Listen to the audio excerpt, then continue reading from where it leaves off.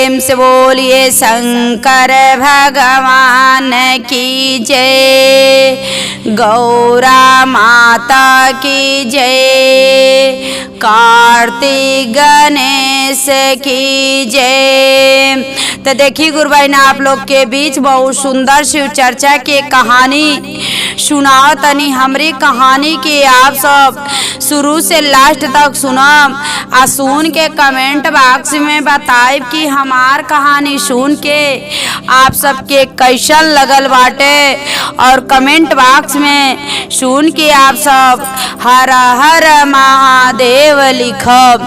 देखी गुरु भाई ना एक गांव रहल, ओ गांव में लड़की रहली एगो। उ लड़की भगवान के भोलेनाथ के बहुत पूजा करत रहली।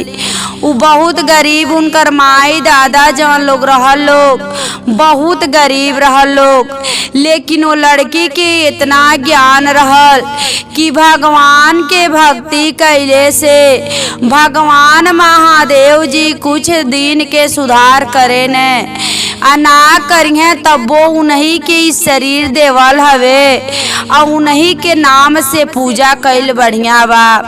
देखी गुरु भाई ना उ लड़की जब रहली तब भगवान भोलेनाथ महादेव जी के बहुत पूजा करत रहली। छोट रहली तब्बे से भगवान के उ भक्ति करत रहली। साथ में देखी जब उ भक्ति करे लगली महादेव जी के तो उनके माता की उनके महतारी के भी ज्ञान मिलल कि हमार बेटी भगवान के भक्ति करतली, महादेव जी के पूजा करतली, प्रतिदिन महादेव जी के मंदिर में जातली, तो हमहू के अपने बेटी के साथे पूजा करे जाइल जरूरी बाटे। देखी गुरु भाई ना उनकर माता और लड़की दोनों जानी, माई और बेटी दोनों जानी अब भोलेनाथ के मंदिर में प्रतिदिन भगवान के लोग जा भक्ति करे, पूजा करे लोग जा। घर में महादेव जी के लोग फोटो धैले रहलो, छोटान के शिवलिंग भी अपने दरवाजा पे लोग रखले रहलो बाहर। प्रतिदिन लोग सेवा सत्कार करे लोग। आ महादेव जी से ये लोग कहे हे महादेव जी इतना गरीब हमन के देह कैले बानी, कुछ तो रोजी रोटी आगे बढ़ा दी कि हमनों के जीवन कुछ सुधार हो जा। देखी गुरु भाई ना वो लड़की बेचारी अकेले रहली, अपने माता पिता के वो अकेले रहली। देखी भगवान भोलेनाथ उनके धीरे धीरे धन देहने, धन दौलत दोनों उनके इतना देहने कि उनकर माई दादा लोग अब इतना खुशी से लोग रहे लगल लोग।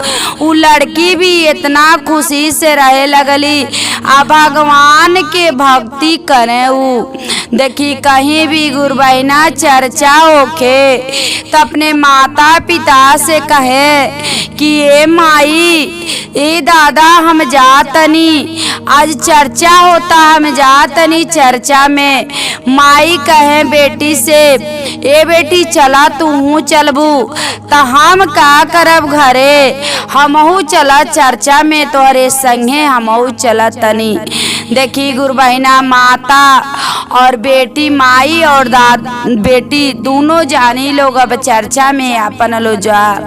भगवान भोलेनाथ के चर्चा लोग सुने लोग, आ प्रसाद लेके आवे लोग, तो अपने लड़की अपने बाप के प्रसाद खियावे। देखी ऐसे करत करत गुरु बहिना कुछ समय बीत गई। उ लड़की देखी धीरे धीरे सियान हो गईली। देखी जब बेटी सियान हो जाली गुरु बहिना ते केहू अपने बेटी के घरे तो रखी ना, शादी तो कोई जरूरी बा। देखी गुरु बहिना अब उनका लड़की के माई दादा लोग सोचे लगलो बेटी अब सियान हो गईली, इनकर शादी कईल जरूरी बाटे। देखी अब केहू से कहली और उनकर दादा भी कहने कि अच्छा घर दुआर आप सब देखब तो बताइम हम अपने लड़की के शादी करब।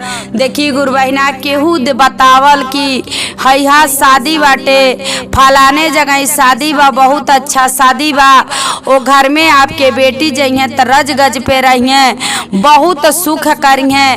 देखी जब इतना बात ही गुरु बहिना काली बेटी उनके माई के उनके दादा के उ घर दुआर उ लइका सब केहू पसंद आ गई। जब पसंद आ गए लोग ते अपने बेटी से पूछा लोग, बेटी कहली अपने माई दादा से कि जहाँ तू लोग करब तहाँ हम करब, जब तू लोगन के पसंद बा तो हमहू के पसंद बा। देखी लड़की के शादी के दिन बार पड़ल, सब कुछ भइल, शादी लड़की के भइल। आ जब लड़की को शादी भइल तू गईली जब अपने ससुराल में, तब भगवान महादेव जी के संगे उ फोटो लेके गई लहली। देखी जब फोटो लेके गई लहली, छोटहन के शिवलिंग भी साथ में लेके गई लहली।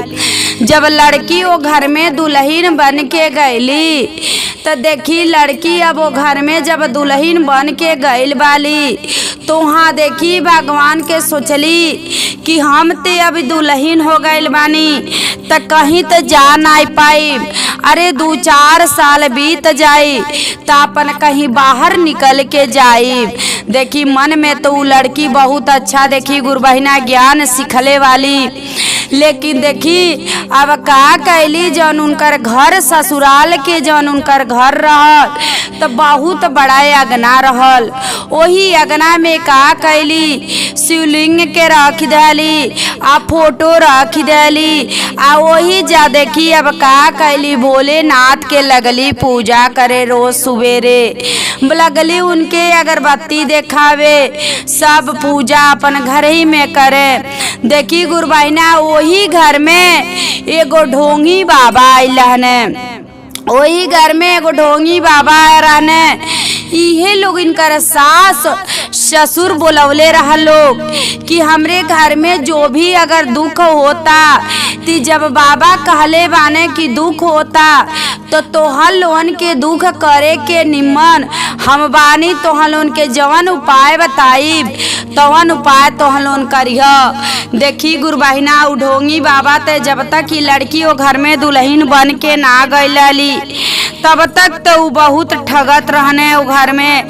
जब ये लड़की दुल्हन बन के चल गईली वो घर में महादेव जी के पूजा करत रहली, अगना में भोलेनाथ के पूजा करत रहली।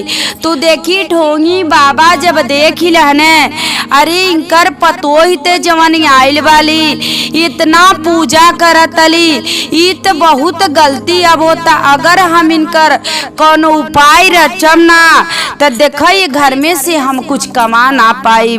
देखी कहे का उ ढोंगी बाबा सास से कि अपने पतोह के तू मना कर द कि भोलेनाथ के जवन मूर्ति शिवलिंग बा उ फेंक दे, जौन फोटो बा उ फेंक दे, पूजा करे के ना ये घर में बाटे। देखी सास कहली कि सुनो बताई बहू, तू ये घर में पूजा ना करे बा, हम जब ये घर में अलग से हम पूजा के सब कुछ हम करवावतनी तो तू का करे घर में आइलू तब पूजा करतलू, तो हके जितना खर्तीन हम बोलौले बानी उतने तू कर। देखिए कहली सासू माँ से, मम्मी काई आप कहतनी पूजा कैल कहीं गलत ना होला कि भगवान के नाम लेहल अपने मुंह से अपने शरीर से भगवान के पूजा कैल ई कहीं जाला नाय, महादेव जी सब पूरा करेनी। कहतली सासू अपन ज्ञान तू अपने लगे रखले रह, एक बार कह देनी कि तू पूजा न कर तो तू पूजा न कर। देखी वो ढोंगी बाबा के कहल सासू जवन से कहले रहने, सासू से सासू आके अपने पतोह से कहली, लेकिन देखी गुरु बहिना उ पतोह ही मनली ना, उ लड़की मनली ना, लेकिन भगवान भोलेनाथ के वो पूजा करत रहली।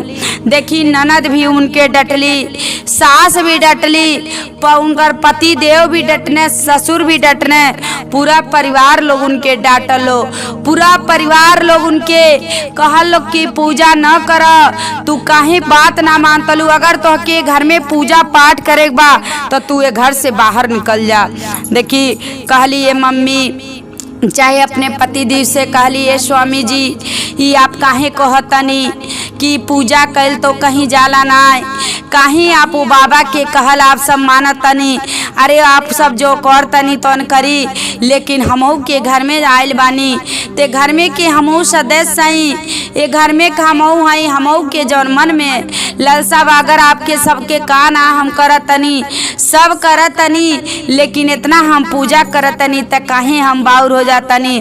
देखी सास कहली कि सुना बताई अपने बेटवा से कहली ए बेटा सुना ऐसा बात भाई करे बाप के बुलावो, अब बाप के बुला के कह द अपने बेटी के लेके ही जा। देखी गुरु बहिना उनकर बाप के बुलावल लोग, बाप कहने कहने ए बेटी का भैला, कहली कि ये पापा कुछ ना भइल बाटे, तू अइला हव ठीक बाटे। कहने कि ए बेटी तू चला घरे चल। कहली ना हम ना जाब, हम यही घर में रहब। जब हमार शादी कर देहले बाटा, शादी हो गइल बा, जब हमार ससुराल हो गइल बा तब मायके रहल अभी जरूरी ना बा। कहली बाप कहतने ए बेटी ओहू जू के जितना धन दौलत बा सब तोहरे हवे, ओमे एमे से का अंतर बा। कहली कि ना अभी ना जाब तू जा, लेकिन हम घर में अपन समय कुछ दिन बिता ले तो हम जाब।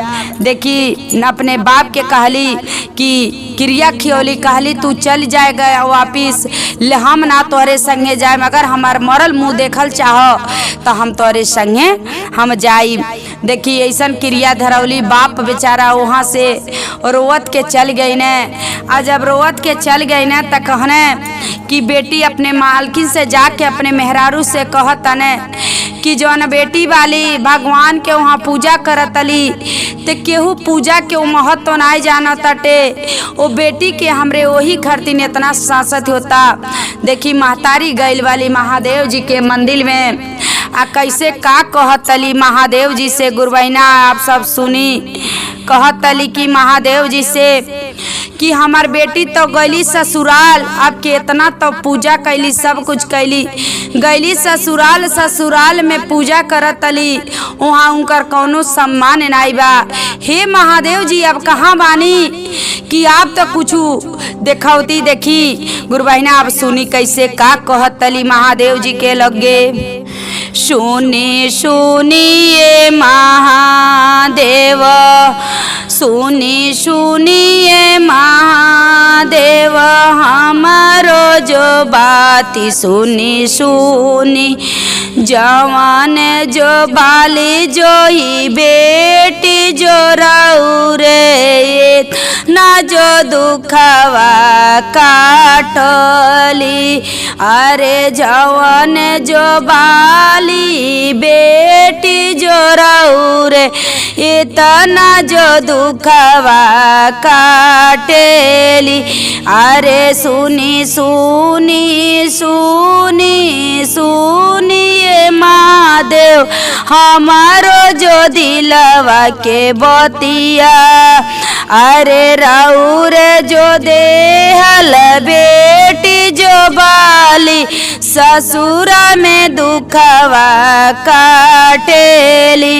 सुनी सुनी सुनी सुनिए महादेव जी, राउर जो दिलवा के बतिया, उन कर दिनमा राउर जो देखा में, उन कर तब राउर जो देखा में, इतना जो कैली जो तपावा जो राउर काहे मिले, इतना जो दुखवा जो उनके।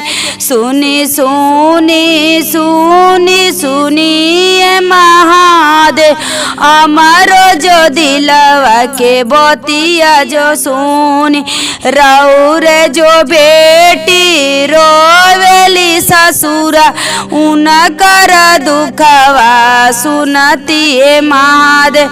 राउर जो बेटी रोवेली कहली ससुर उनकर दुखवा देखतिए महादेव। देखी महतारी गैल वाली अपने बेटी खातिर आ महादेव जी लगे सारा बात कहतली। कुंकर दुख रौरे देखी आ उनकर दुख रौरे काटी। देखी महादेव जी साधु के वेश में वही मंडक में गईने। देखी उ मंडक में गईने वही जा बैठने आ बैठ के का कहतने कि सुनी आप सब कि आपके घर में कौनो एगो पंडित जी रहे ने। कहली सासू जी हाँ रहे ने। तो जौन पंडित जी बाने आप सबके का कहे ने। तो कहली पूजा पाठ करे ने आ कहे ने कि ऐसे कहने कि देखी महादेव जी भेष बदल के गए बानी। कहनी कि कहीं बताओ भगवान के घर में पूजा कहिल भला हो कि ना भला हो। कहली उस साधु बाबा तक कहे ने पूजा पाठ ना कल जाला। तो जब हमार जौन पतोही आयल वाली घर में महादेव जी के जौन पूजा करेली, तो जब महादेव जी के पूजा करेली तो के कहे ने कि ना पूजा ना कल जाला। जवन शिवलिंग बा के फेंक द उठा के, उनके फेंक द उठा के। उ कह द कि पूजा जितने करिए उतने घर में दुख दलिदर दहिले रही।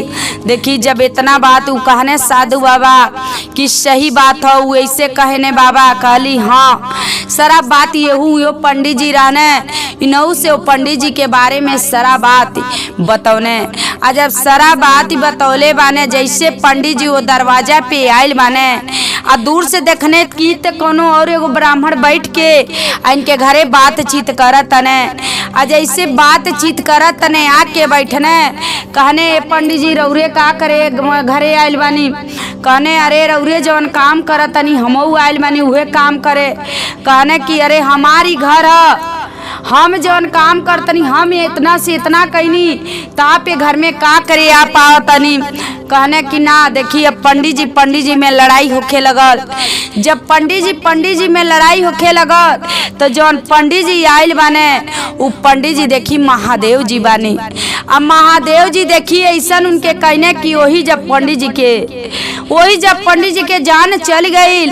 आ जब जान चल गई बा तो देखी उनकर वो लड़की के सास ससुर उनकर स्वामी जी आके लोग बाहर देखता लो ती तो पंडित जी मर गई माने जौन हमरे घरे थी करत नहीं। पंडित जी तो वही जबाने कहने कि देखनी आप सब हमार बात के मन्नी की पूजा पाठ कैल जे नियम से पालन से पूजा करेला सब भगवान उन्हीं के सुने ने।